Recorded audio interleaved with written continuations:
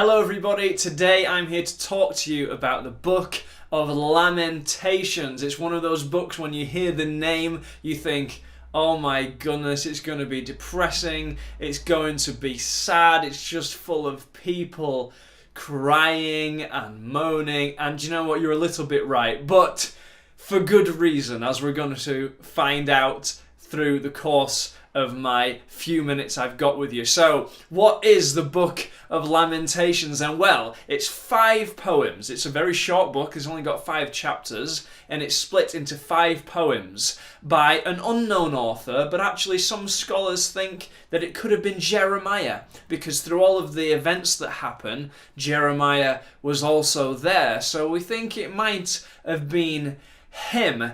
It's translated, the title, as how in Hebrew. It's like how. As if somebody is saying, how has this happened? How has this happened to me? How has this happened to us? But we translated it to Lamentations to make it a little bit more clear as to what is going on in this book. We're looking at the time 586 BC, which is most likely, which is very close to the Babylonian invasion of Jerusalem.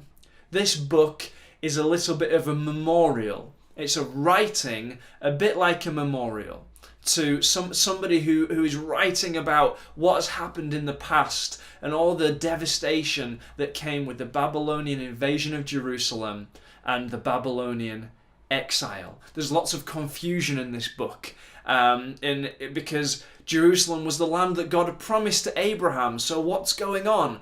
This is not what the plan was supposed to be. You know, that's the kind of impression that we have from this writer.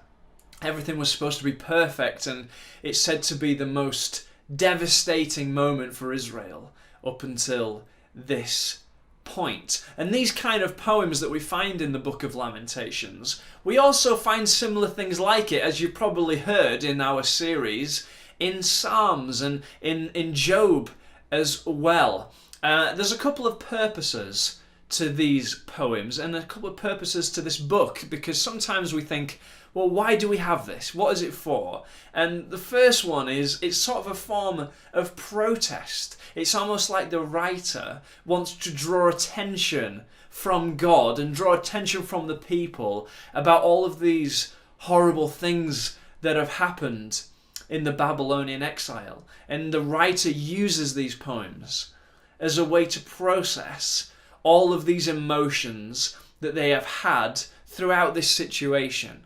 And there's lots of confusion. I'm going to come back to that in a minute or two. So here's my overview then of what kind of happens in this book. Like I say, it's split into 5 chapters for 5 poems. And chapters 1 to 4 are acrostic poems, which you might have also heard if you've watched other videos in this series. They are alphabet poems, which means one verse has a letter of the Hebrew alphabet, and then the next verse carries on, and it goes so on throughout the alphabet. Chapters 1 and 2 have 1 verse per letter, and chapter 1 talks about Jerusalem. And it tells us like Jerusalem is a widow. That's how it describes her, and it calls her the Lady Zion. And nobody is coming to help her. No, she's so alone. And you can imagine the kind of writing that's in verse 1. And verse 2, it talks about the fall of Jerusalem and God's wrath against the sin of its people. Chapter 3 then is the longest poem, and it talks about a lonely man. And this lonely man are the people of Jerusalem. And it takes laments from books like Psalms and Job, and the poet here has a bit of hope, and it's one of the only places in the whole book, in chapter 3 really, where there is hope.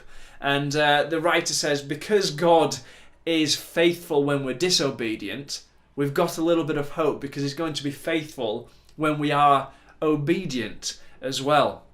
Chapter 4 then is another alphabet poem, like chapters 1 and 2, and it has lots of contrasts. So what the writer does here is he contrasts what Jerusalem and life was like before the Babylonians invaded and took them away, and what life was like afterwards. It makes lots of contrasts in this poem in chapter 4 about how good it was and now how awful it is.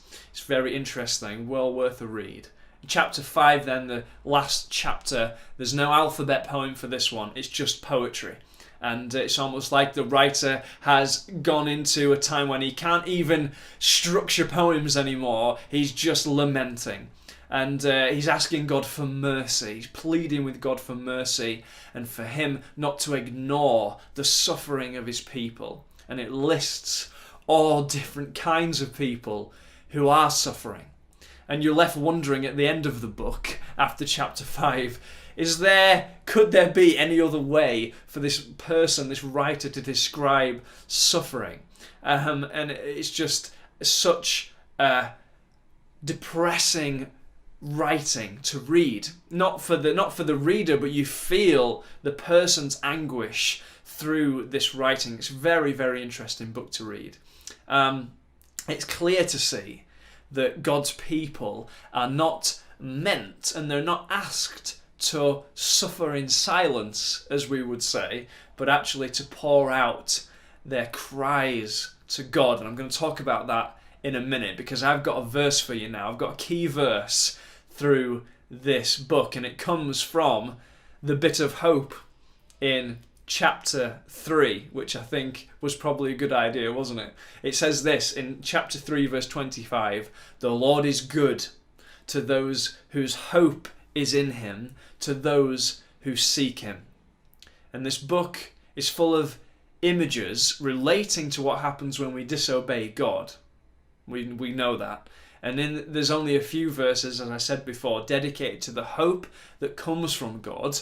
And this verse shows us, it lets us know what happens when we obey him and when we seek him and when our hope is in him. It says he is good. You know, I think that this book makes it clear that when we feel saddened or when we feel depressed or overcome or overwhelmed, we should come to God with those things.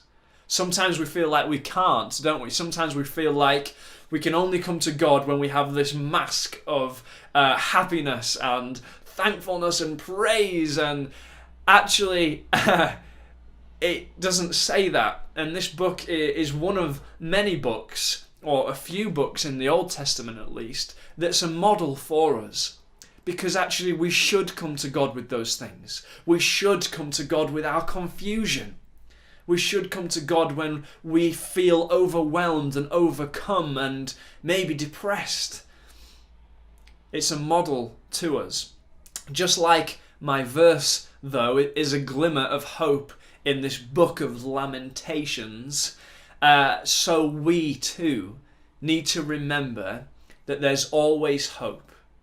Even through our difficult moments, the Lord is good to those whose hope is in him and to the one who seeks him. And that is the book of Lamentations.